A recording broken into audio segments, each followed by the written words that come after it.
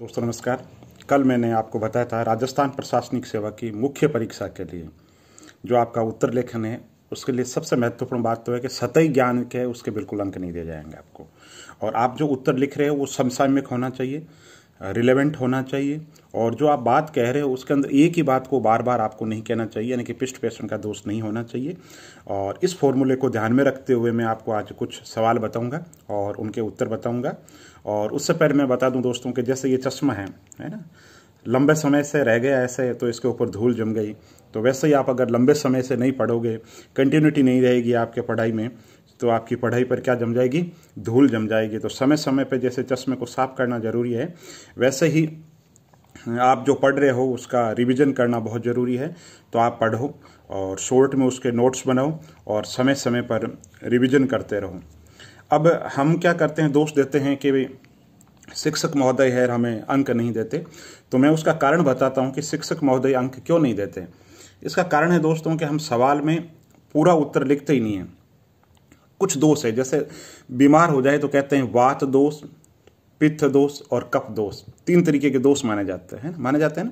तो इसी तरीके से हम क्या सवाल को सही पढ़ेंगे नहीं, सवाल को सही समझेंगे नहीं, सवाल का सही मर्म नहीं समझेंगे, सही उत्तर लिखेंगे नहीं, तो जो परीक्षक है वो अंक कहां से देगा। अब मैं एक शुरुआत करता हूं, जैसे सूर्यमल मिश्रण। तो सूर्यमल मिश्रण पे आप जानते क्या हो कि साहब बूंदी के दरबारी कवि थे, राम सिंह जी के दरबारी कवि थे। वीर रसावतार की इनकी उपमा थी और वंश भास्कर लिखा, सतसई लिखी, वीर सतसई लिखी, और बलवंत विलास छंदोमयुक लिखा इन्होंने, और बूंदी राजा के जो हाड़ा राजा है उनकी यशोगाथा है उसका वर्णन किया है ना। अब आपने उत्तर खत्म कर दिया खत्म। 50 शब्द में आपसे सवाल पूछा था। अब दोस्तों उसमें आपको लिखना क्या था, आप खुद सोचो कि ठीक है आपने लिख दिया उत्तर। अब मेरे को ऐसा लगता है, देखो आपको समसामयिकता से इसको जोड़ना चाहिए था। कैसे जोड़ना चाहिए? एक भी बात को छोटे से कि राजस्थान भाषा साहित्य अकादमी के द्वारा, राजस्थान भाषा साहित्य और संस्कृत अकादमी बीकानेर के द्वारा इनके योगदान पर सूर्यमल मिश्रण साहित्य पुरस्कार दिया जाता है। ये बात भी कह सकते हो। इसके अलावा आप देखो दोस्तों, भारत सरकार हो चाहे राज्य सरकार हो, जिनका असाधारण योगदान रहा तो उस पर डाक टिकट जारी किया, तो लास्ट में कोमा सा लगा था, राज्य सरकार द्वारा डाक टिकट जारी या सरकार द्वारा डाक टिकट जारी। तो हल्का सा समसामयिक संदर्भ हो गया।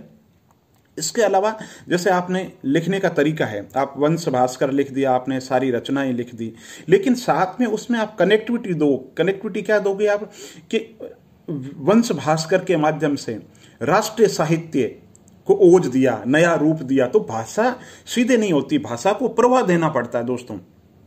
मैं ऐसे बोलता रहूं, राम नारायण जी रहते थे नागौर में, फिर मैं कहता हूं उनके पिताजी का नाम ये था, जन्म ये हुआ, नहीं।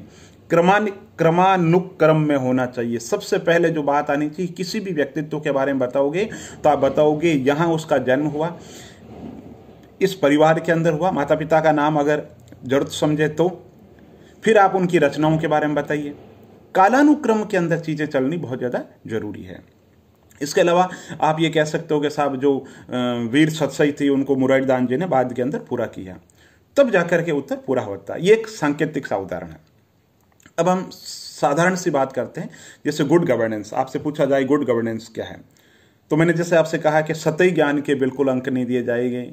जो रेलवे स्टेशन पे, रेलवे प्लेटफॉर्म पे खड़ा आदमी है, आपसे बात कर रहा है, खालिश अनपढ़ आदमी है, वो भी भारतीय लोकतंत्र पे बात कर सकता है, पर चूंकि आप लोक सेवक बनने जा रहे हैं और आपने विशिष्ट ज्ञान कर रखा है, तो आपका उत्तर वैसे लेमैन का नहीं होना चाहिए। आपका उत्तर तो ये होना चाहिए जैसे सारी की सारी चाशनी डाल दी आपने उत्तर के अंदर, सारी की सारी बातें आपने कह दी। तो बात करते हैं गुड गवर्नेंस पे।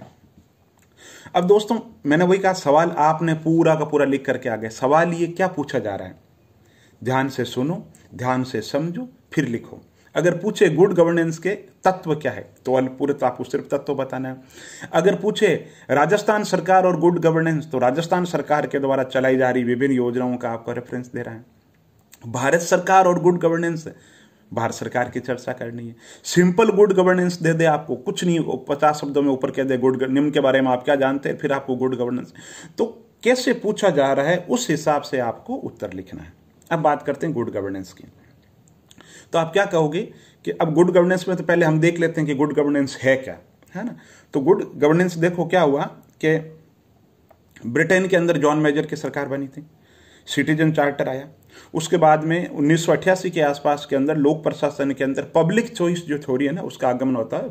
ऑस्ट्रॉम करके एक विचारक हुए, उन्होंने कहा पब्लिक जैसे मार्केट के अंदर हम व्यापारी के पास में जाते हैं और हम कहते हैं ना कि हमें ये चीज़ चाहिए, तो हमारे पास में बहुत सारी चॉइस है, चीज़ पसंद नहीं आती तो हम दूसरी जगह से ले सकते हैं ना।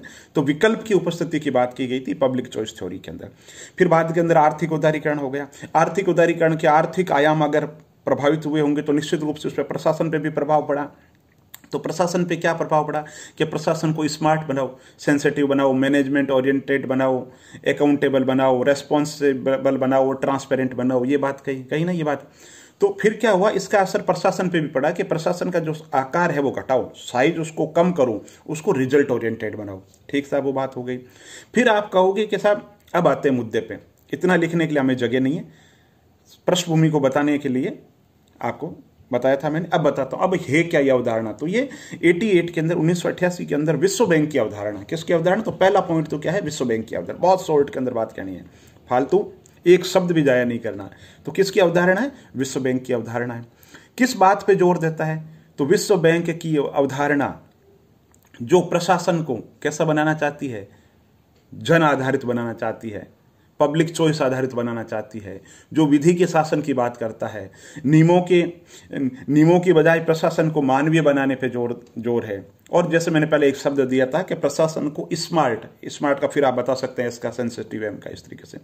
ठीक है, तो क्या हो गया, गुड गवर्नेंस क्या होगी। अब शब्द अपने पास में कम पड़ रहे हैं, है ना। 50 शब्दों में सिर्फ उसने गुड गवर्नेंस पूछा, परिभाषा तो पूछी नहीं जो सिर्फ यही लिख दें। अगर सिर्फ ये पूछे कि गुड गवर्नेंस क्या है तो ये परिभाषा बतानी है, उसने सिर्फ गुड गवर्नेंस बता दिया।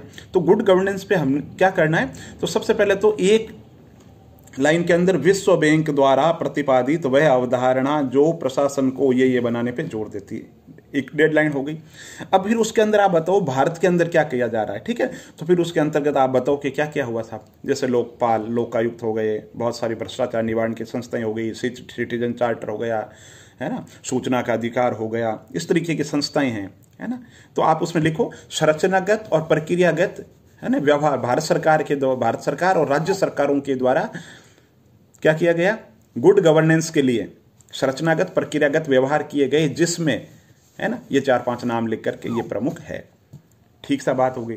अब और कोई चीज जोड़नी है जिससे टीचर को लगे कि भाई वर्ल्ड बैंक की बात तो कर रहे हो, भारत में भी तो किसी ने बात कही होगी गुड गवर्नेंस की। तो कौटिल्य ने अपने अर्थशास्त्र के अंदर गुड गवर्नेंस के तत्वों की चर्चा की है। तो ये एक छोटा सा मैंने उत्तर बताया आप, ठीक है। और गुड गवर्नेंस, फिर आप गुड गवर्नेंस के लिए भारत सरकार ने कोई दिन दिवस मनाया हो, भारत सरकार ने किसी वर्ष को सुशासन वर्ष ही घोषित कर दिया हो, गुड गवर्नेंस के डेफिनेट पैरामीटर्स क्या है, भारत उस रैंक के अंदर, हल्का सा बिल्कुल। तो सवाल जैसा पूछ रहा है, परीक्षक जैसे पूछ रहा है, वैसे ही आपको उत्तर लिखना है, तभी आपको मुख्य परीक्षा के अंदर अंक मिलेंगे। इसी तरीके से क्या होता है दोस्तों, कुछ सवाल तो ऐसे होते हैं जो मटेरियल बहुत ज्यादा होता है और हमें उसको संक्षेप के अंदर लिखना होता है। और कभी कभी क्या होता है, हमारे पास में मटेरियल ही कम हो जाता है, सामग्री नहीं होती, और वहां पर हमें लिखने के लिए कह दें, है ना, तो वहां पे फिर थोड़ी सी हमें कलाकारी करनी पड़ती है। कलाकारी कैसे करनी पड़ती है कि जैसे सपोज करो घोसुंडी अभिलेख है ना, तो घोसुंडी अभिलेख अब है तो 15 शब्द का और 50 शब्द के अंदर पूछ लिया, तो उस चीज के लिए भी आपको तैयार रहना है। तैयार कैसे रहना है, बिल्कुल उसमें फिर आप अपनी भाषा फ्रेमवर्क करो कि अगर कोई ऐसी चीज पूछ ले, है ना, तो फिर उसमें राजस्थान के इतिहास को जानने के महत्वपूर्ण स्रोत में से एक स्रोत है अभिलेख। ठीक है, फिर बताओ घोसुंडी का अभिलेख यहां पर स्थित है, इस समय का है, इससे भगवत धर्म का उल्लेख मिलता है। फिर भगवत धर्म के अंदर भगवान भगवत धर्म के अंदर ही ज्यादा है, जैसे संकृष्ण, अनिरुद्ध, प्रद्युम्न, उनका जो उल्लेख है, तो उस लाइन को थोड़ा सा विस्तार दो। ठीक है, और फिर जैसे अभिलेख है तो अभिलेख से क्या होगा, यहां तो अपने पास 50 शब्द में पूछ रहे हैं और आपके पास में शब्द 30 ही हुए मुश्किल से, तो फिर क्या लिखोगे, फिर एक शब्द आप ऐसे डेवलप करो कि इस अभिलेख से तत्कालीन समय की राजनीतिक, आर्थिक, सामाजिक और प्रशासनिक जो स्थिति है उसका उल्लेख मिलता है। इसके अलावा आपने कहीं पढ़ रखा कोई राजा महाराजा के विशेष व्यक्ति के बारे में बात करता है, तो उसका आप उल्लेख कह सकते हैं कि इस राजा का उल्लेख भी इस अभिलेख के अंदर है। तो दोस्तों, टीचर जो है ना वो नंबर देता नहीं है, यूँ ज़बरदस्ती छीन करके लेने पड़ते हैं, और वो छीन करके आप तब लोगे जब आप अच्छा पढ़ोगे, अच्छा लिखोगे, अच्छे तरीके से याद करके नोट्स बनाओगे, और एब्रीवेशन की कला के अंदर, संक्षेप के अंदर आपके पास में घर से ही पहले से तय होना चाहिए कि अगर ये सवाल पूछा जाएगा तो मैं इसका ऐसे उत्तर लिखूंगा, और इस उत्तर को ऐसे मैं कोरिलेटेड करूंगा, इस उत्तर के अंदर मैं ऐसे समसामयिक मुद्दों से जोड़ूंगा। इस तरीके से आपकी तैयारी होनी चाहिए। और चैनल को लाइक कीजिए, सब्सक्राइब कीजिए, और आप आरएस को लेकर के किस टॉपिक पर वीडियो चाहते हैं मुझे ज़रूर अवगत कराएं। बहुत बहुत धन्यवाद।